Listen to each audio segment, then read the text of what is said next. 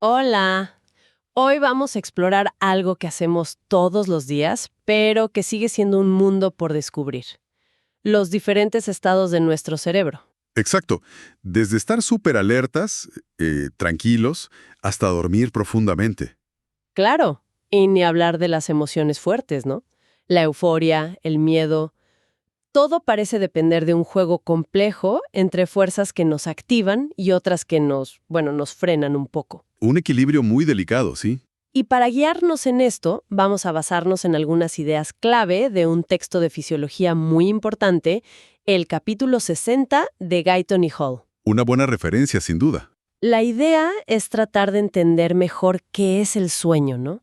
¿Por qué tenemos esas fases distintas? ¿Para qué sirven? Y también cómo escuchamos al cerebro, digamos, con el electroencefalograma. Exacto. Las famosas ondas cerebrales. Y claro, también queremos echar un vistazo a qué pasa cuando esa actividad eléctrica como que se descontrola, como en la epilepsia. O cuando hay desequilibrios que se relacionan con cosas como la depresión, la esquizofrenia o el Alzheimer. Temas complejos. Uf, sí, hay bastante tela para cortar aquí. Es como un viaje al centro de nuestra cabeza. ¿Ok? Vamos a meternos de lleno. Empecemos por lo básico, el sueño. ¿Qué es más allá de cerrar los ojos y ya? Bueno, la definición técnica es importante. Es un estado de inconsciencia, ¿sí? Pero del que te pueden despertar con un estímulo. Ah, claro. Eso lo diferencia del coma, ¿verdad? Así es. Exactamente. Del coma no despiertas así nomás, con un ruido o un toca. Es una diferencia crucial. Entendido. Y mencionaste fases. No dormimos de una sola manera toda la noche. No, para nada. Nuestro cerebro va ciclando principalmente entre dos tipos de sueño muy distintos. Por un lado, está el sueño de ondas lentas. Se le llama NREM o no REM, Ondas lentas por. porque las ondas cerebrales que se registran son así, de baja frecuencia pero potentes. Y el otro tipo es el sueño REM, por Rapid Eye Movements, movimientos oculares rápidos. Que es cuando los ojos se mueven mucho, aunque estemos dormidos. Justo eso. Suenan súper diferentes. ¿Qué caracteriza a cada uno? ¿Por qué son importantes? Empecemos por el NREM, el de ondas lentas. El NREM es el que asociamos más con el descanso profundo, el que de verdad nos repara. Predomina más al principio de la noche. Sobre todo si llevamos mucho tiempo despiertos, ¿no? Exacto. Y durante esta fase, el cuerpo realmente baja revoluciones.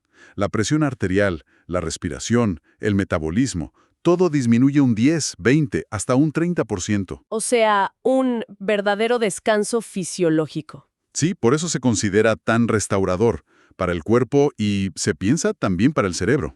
Se dice a veces que es un sueño sin sueños, pero ¿es tan así?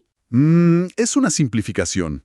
A ver, no es la fase típica de los sueños locos y vívidos que recordamos. Ajá. Pero sí podemos soñar en NRM, incluso tener pesadillas. La diferencia clave es que casi nunca los recordamos. Parece que la memoria no los consolida igual. Ah, mira tú. Aquí es donde se pone realmente interesante. Quizás soñamos mucho más de lo que pensamos. Es muy posible. Y el sueño REM, ese suena como más movido. Totalmente. El REM aparece en episodios, más o menos cada 90 minutos en adultos jóvenes, y ocupa como un 25% del sueño total. Y se hacen más largos a medida que avanza la noche, ¿no? Sí, exacto. Y es una fase cerebralmente muy activa. Aquí es donde tenemos esos sueños vívidos, a veces extraños, con historias, los que sí solemos recordar si nos despertamos justo ahí. Ya. Pero lo curioso, y aquí viene la paradoja, es que mientras el cerebro está a 1000, parecido a cuando estamos despiertos, ¿Qué pasa con el cuerpo? el cuerpo está prácticamente paralizado. El tono muscular baja muchísimo. ¡Wow! Una protección para no actuar los sueños. Probablemente. Imagínate si no. Además, la respiración y el pulso se vuelven irregulares, muy distinto al NREM. Y otra cosa que mencionaste, es más difícil despertarnos en REM, pero es común despertarnos justo saliendo de REM por la mañana. Exacto. Otra paradoja. Aunque el cerebro esté encendido, estamos más desconectados de los estímulos externos. Por eso se le llama sueño paradójico. Cerebro activo, cuerpo quieto, desconectados del entorno. ¿Entendido? Tenemos las fases. Pero a ver, ¿qué nos hace dormir? ¿Simplemente nos cansamos y ya? ¿Como una batería? Esa era una idea inicial, ¿no?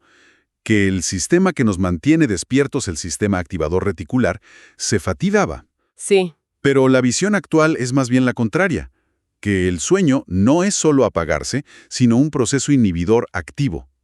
Hay centros específicos en el cerebro que activamente mandan a dormir a otras áreas. ¿Cómo cuáles?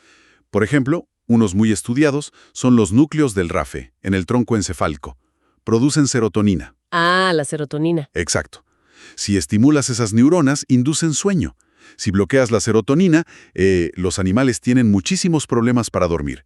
Parece ser clave. O sea que la serotonina no solo regula el ánimo, también el sueño. Parece que sí. Y sus conexiones llegan a casi todo el cerebro. Incluso ayudan a inhibir las señales sensoriales, como el dolor, mientras dormimos. Interesante. ¿Y es el único jugador? No, no. Hay otras áreas cerca, en el tronco, en el hipotálamo, que también parecen promover el sueño. Y no solo neurotransmisores como la serotonina. Se investigan otras sustancias, péptidos, por ejemplo. Péptidos. Sí, moléculas que se acumulan en el líquido del cerebro cuando llevamos mucho tiempo despiertos. La idea es que la propia vigilia genera somníferos naturales. Vaya, qué complejo. No es solo apagarse, es un sistema activo que nos dice a dormir. Exactamente. ¿Y qué pasa con el REM? ¿Por qué interrumpe al sueño profundo? ¿Se sabe algo? Es una buena pregunta, y todavía no hay una respuesta completa. Hay pistas, ¿eh? Por ejemplo, fármacos que imitan a la acetilcolina, otro neurotransmisor. Aumentan el REM. Ajá. Ubicadas en la parte alta del tronco encefálico, podrían ser las que encienden el cerebro durante el REM. ¿Generan esa actividad tipo vigilia? Pero, bueno, sin conectarnos del todo con la realidad. Y este ciclo constante, ¿no? Dormir, despertar, dormir. ¿Cómo se regula eso? Se piensa que funciona como con bucles de retroalimentación. A ver si lo explico simple. Dale. Cuando estamos despiertos, los centros que nos activan estimulan a la corteza cerebral. Y la corteza, a su vez, manda señales de vuelta para mantener activos esos centros. Es un ciclo que se refuerza a sí mismo. Claro. Por eso cuando uno está preocupado o muy metido en algo, cuesta dormir. La mente sigue activa. Exactamente. Ese ciclo de vigilia sigue funcionando. Pero después de horas, esos sistemas activadores pueden empezar a fatigarse. O quizá los sistemas inhibidores del sueño que fueron acumulando esas sustancias que dijimos. ¿Ganan la pulseada? Algo así. El ciclo de vigilia se debilita y el cerebro pasa, a veces muy rápido, al estado de sueño. Y al dormir, se invierte. Los centros del sueño inhiben a los activadores. Tiene sentido. ¿Y hay alguna otra sustancia importante en este ciclo? Sí, una muy interesante es la orexina, también llamada hipocretina. Se produce en el hipotálamo. ¿Y qué hace? Parece ser fundamental para mantenernos despiertos de forma estable. Las neuronas que la producen están a full durante la vigilia y casi inactivas en el sueño. Ah.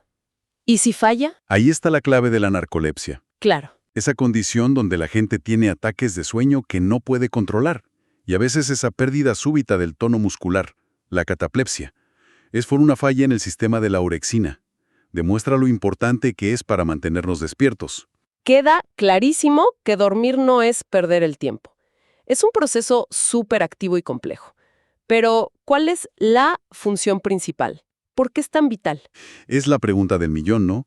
Pero toda la evidencia apunta a la restauración, a la homeostasis. Homeostasis, o sea, mantener el equilibrio. Exacto. Piensa en el cerebro como una máquina increíblemente compleja que necesita mantenimiento diario. Estar despierto mucho tiempo parece desajustar los circuitos, afecta como pensamos, nuestro ánimo. Sí, uno se pone irritable, torpe. Justo. Y el sueño parece ser el momento en que el cerebro restablece esos equilibrios, repara el desgaste, consolida memorias importantes, quizás limpia desechos metabólicos que se acumulan durante el día. Como una limpieza general. Podría ser parte de ello. De hecho, si nos privan de sueño, incluso un poco, el efecto negativo se nota rápido en el rendimiento. Ni hablar. Y si nos quitan una fase específica, como el REM, el cuerpo después intenta recuperarla, durmiendo más en esa fase las noches siguientes. Eso sugiere que cada fase cumple algo necesario. Y también dormimos más cuando estamos enfermos, ¿no? Sí, eso también es interesante. Podría tener un rol en la recuperación, en la función inmune, quizás redirige energía que usaríamos estando activos hacia la curación. Entonces, aunque hay muchas ideas, maduración cerebral, memoria, conservar energía, La idea central es... Restaurar el equilibrio, mantener la salud del sistema nervioso. Esa parece ser la función principal, aunque los detalles exactos, bueno, siguen siendo un área de mucha investigación. Fascinante. Y una forma de ver estos estados es con el EEG, las ondas cerebrales. ¿Cómo funciona eso? El electroencefalograma, el EEG, es básicamente un registro de la actividad eléctrica del cerebro. Se colocan electrodos en el cuero cabelludo. Y captan. ¿Qué exactamente? Captan las fluctuaciones de voltaje que generan grupos enormes de neuronas cuando se activan de forma sincronizada. Ah, la clave es la sincronía. Exacto. Una neurona sola no hace nada detectable allá afuera. Necesitas miles, millones, disparando juntas para que la señal sea lo bastante fuerte. Y esas fluctuaciones crean patrones de ondas que cambian según si estamos despiertos, dormidos, relajados, concentrados. Y esas son las ondas alfa, beta, etc. Justamente, las ondas alfa son típicas de estar despierto, pero relajado, tranquilo, con los ojos cerrados. Son rítmicas, entre 8 y 13 ciclos por segundo. ¿Y si abro los ojos o me pongo a resolver un problema? Desaparecen las alfa y aparecen las beta. Son más rápidas, de mayor frecuencia, pero generalmente de menor voltaje. Indican una mente activa, alerta. Ok, alfa relajado, beta activo. ¿Y las otras? Están las teta, más lentas que las alfa. Se ven en la somnolencia, en niños y a veces en adultos bajo estrés o frustración. Y las delta, las más lentas de todas, por debajo de 3.5 ciclos por segundo y de gran amplitud. Estas dominan en el sueño profundo, el NRM que hablamos antes. También se ven en bebés y en algunas enfermedades cerebrales serias. ¿Y se sabe de dónde vienen estas ondas? ¿Qué las genera? Bueno, como decíamos, es la actividad sincronizada de muchas neuronas. Pero distintas estructuras parecen marcapasos para diferentes ritmos. Las alfa, por ejemplo, parecen depender de un circuito entre el tálamo y la corteza. Una especie de diálogo rítmico. Algo así. Las delta del sueño profundo, en cambio, quizás se originan más en la propia corteza cuando está como liberada de las señales activadoras de abajo, del tálamo y el tronco. Entiendo. O sea, el EEG nos da una especie de firma eléctrica del estado funcional del cerebro. Exacto. A mayor actividad y alerta, en general, mayor frecuencia de ondas. Delta en sueño profundo, luego teta, alfa en reposo, beta en actividad mental intensa. Perfecto. Tenemos estos ritmos normales. Pero, ¿qué pasa cuando esa actividad eléctrica se descontrola mal? Ahí entramos en la epilepsia, ¿no? Justamente, una convulsión es eso. Una descarga eléctrica neuronal brutalmente excesiva, descontrolada, que interrumpe la función normal del cerebro por un tiempo. ¿Y la epilepsia es cuando esto pasa seguido? Claro, la epilepsia es la enfermedad crónica, la tendencia a tener estas convulsiones recurrentes. Hay que diferenciarla de una convulsión aislada por fiebre alta, un golpe, un desequilibrio químico. Que le puede pasar a cualquiera. Exacto. La epilepsia como enfermedad afecta a un porcentaje significativo de la población, cerca del 1%. ¿Y cuál es el problema de base? Es un desequilibrio entre las señales que excitan a las neuronas y las que las inhiben. En alguna parte del cerebro, o en varias, la excitación gana o la inhibición falla. ¿Y por qué pasa eso? Puede ser por muchas cosas. Una cicatriz de una lesión antigua, un tumor, factores genéticos, una infección pasada. A veces no se sabe la causa exacta. Como actuando sobre el sistema GABA. Hay distintos tipos de crisis, ¿verdad? Sí, principalmente dos grandes grupos. Las focales, que empiezan en un punto específico del cerebro. Y lo que pasa depende de qué haga esa zona. Exacto. Puede ser un movimiento raro en una mano, una sensación extraña, un olor que no existe. A veces la persona está consciente, focal simple, otras veces la conciencia se altera, focal compleja, y puede haber como comportamientos automáticos repetitivos. Como chasquear los labios o moverse sin propósito. Sí, y de eso no suelen acordarse después, salvo quizá una sensación rara al principio, el aura. Estas crisis focales a veces se pueden extender a todo el cerebro. Y ahí se convierten en crisis generalizadas. Estas afectan a ambos lados del cerebro desde el principio, o se generalizan tan rápido que parece que empezaron así. La más conocida es la tónico-clónica, ¿no? El gran mal. Sí, hay una pérdida brusca de conciencia. El cuerpo se pone rígido, fase tónica, y luego vienen las sacudidas, fase clónica. Puede durar unos minutos y después la persona queda muy cansada, confundida. El EEG debe mostrar un caos ahí. Sí, descargas muy intensas y rápidas en todo el cerebro. Y el otro tipo generalizado importante. Son las crisis de ausencia, antes llamadas pequeño mal. Son típicas de niños y adolescentes. ¿Cómo son esas? Son episodios muy cortos, segundos nada más. La persona parece que se va, se queda con la mirada perdida, a veces parpadea rítmicamente, y después sigue como si nada. E particular. Sí, y el EEG tiene un patrón muy específico, de espiga y onda. Parece que involucra un circuito particular entre el tálamo y la corteza. Afortunadamente dices que hoy se controlan bastante bien. La mayoría, sí, con la medicación adecuada. Y en casos difíciles, si hay un foco claro, a veces la cirugía para quitar esa pequeña zona puede ser muy efectiva. Vemos cómo el desequilibrio eléctrico es clave, pero el texto también habla de desequilibrios químicos, de neurotransmisores, en otras condiciones, ¿no? Sí, aunque son temas enormemente complejos y todavía en investigación, hay asociaciones importantes, por ejemplo, en la depresión mayor. Ajá. Hay bastante evidencia que sugiere que podría haber una menor actividad en sistemas que usan noradrenalina o serotonina. ¿Los mismos que mencionamos para el sueño? Exacto. Vienen de núcleos en el tronco encefálico como el locus coeruleus y los del RAFE, y sus conexiones influyen mucho en el ánimo, la motivación, el placer. Muchos antidepresivos justamente buscan aumentar la señal de estos neurotransmisores. ¿Y en el trastorno bipolar? Ahí la idea es que podría haber una alternancia, poca actividad en la fase depresiva y quizás demasiada en la fase maníaca, en esos mismos sistemas. Algunos estabilizadores del ánimo parecen actuar regulando esto. ¿Y la esquizofrenia? Es tan desconcertante. Lo es, los síntomas son muy variados, delirios, alucinaciones, pensamiento desorganizado. Las causas probablemente también lo sean. Una hipótesis fuerte involucra al neurotransmisor dopamina. Demasiada dopamina. Podría ser una hiperactividad en ciertas vías de la dopamina, especialmente las que van a áreas del sistema límbico y la corteza prefrontal, que son cruciales para regular el comportamiento, la percepción de la realidad, el pensamiento. ¿Hay evidencia para eso? Sí, por ejemplo, muchos fármacos antipsicóticos que funcionan bien bloquean receptores de dopamina. También se investiga el rol de otros neurotransmisores como el glutamato y posibles problemas en la estructura o función de áreas como el hipocampo o la corteza prefrontal. Entiendo. Y nos queda el Alzheimer. El Alzheimer, sí. La causa más frecuente de demencia en personas mayores. Lo característico es esa pérdida progresiva de memoria, sobre todo al principio, y luego problemas de lenguaje, de orientación. ¿Qué pasa en el cerebro? Hay una pérdida importante de neuronas, especialmente en zonas clave para la memoria como el hipocampo, y se acumulan unas proteínas de forma anormal. Las famosas placas amiloides. Exacto, están hechas principalmente de un fragmento de proteína llamado péptido beta-amiloide, o AB. Hay mucha evidencia que apunta a que la acumulación de este AB es central en el proceso de la enfermedad. ¿Qué tipo de evidencia?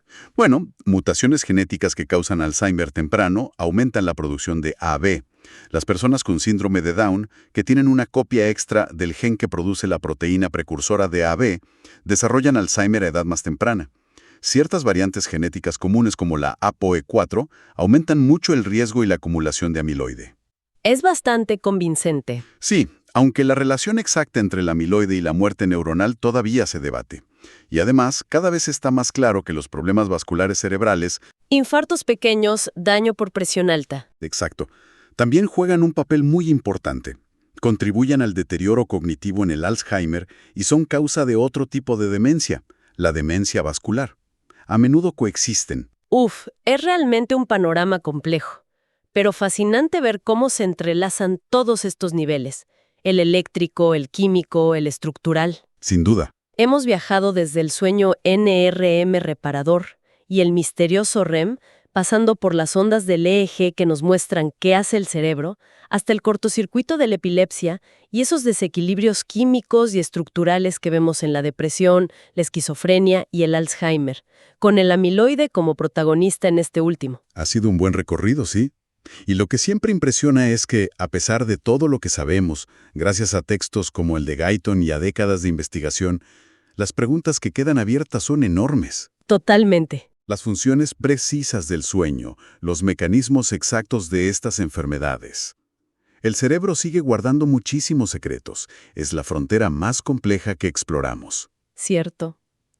Y eso me deja pensando. Hemos hablado mucho de la importancia del equilibrio, ¿no? Equilibrio entre fases del sueño, entre excitación e inhibición, entre neurotransmisores. Ajá. En nuestro mundo actual tan acelerado, con tanto estrés, pantallas hasta tarde, ¿cómo estarán afectando nuestros hábitos, nuestro estilo de vida, a esos equilibrios tan delicados en el cerebro? Es una pregunta muy pertinente. Quizá de formas sutiles que ni siquiera notamos todavía, más allá de las enfermedades ya diagnosticadas. Podría tener consecuencias a largo plazo, para nuestro bienestar, nuestra capacidad de pensar. No sé, algo para darle una vuelta. Definitivamente, algo para reflexionar. Bueno, con esa reflexión nos despedimos por hoy. Ha sido una exploración intensa, pero muy interesante. Gracias por acompañarnos.